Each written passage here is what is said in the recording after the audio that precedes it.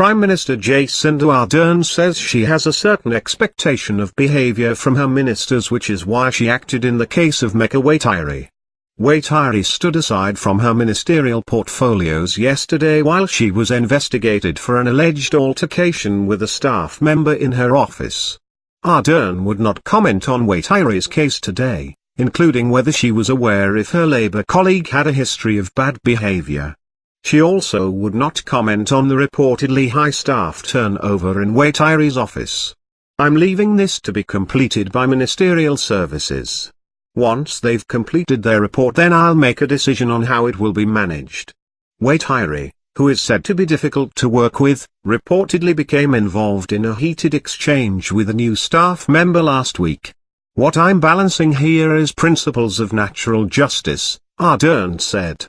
"As soon as I found out about this issue, I took action to make contact, of course, with the minister. She offered up to stand aside while this investigation takes place. That is the right thing to do. And once we have the report completed, then I will make a decision on how to deal with it. It's only fair that we look into it properly first."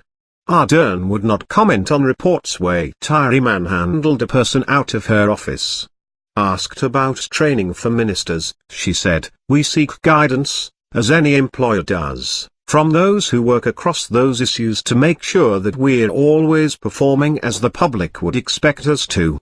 She said she had faith in her remaining ministers. At a press conference in Auckland this afternoon, the Prime Minister was also asked about former US intelligence analyst Chelsea Manning after Immigration New Zealand announced that she would be allowed to apply for a visa to visit here for 2 speaking engagements. Ardern said Manning's views would be of interest to New Zealanders and people should be allowed to hear her speak. Ardern declined to characterize Manning as either hero or villain for her actions in leaking hundreds of thousands of classified documents to WikiLeaks, but said Immigration NZ would have made its decision based on the information it was given.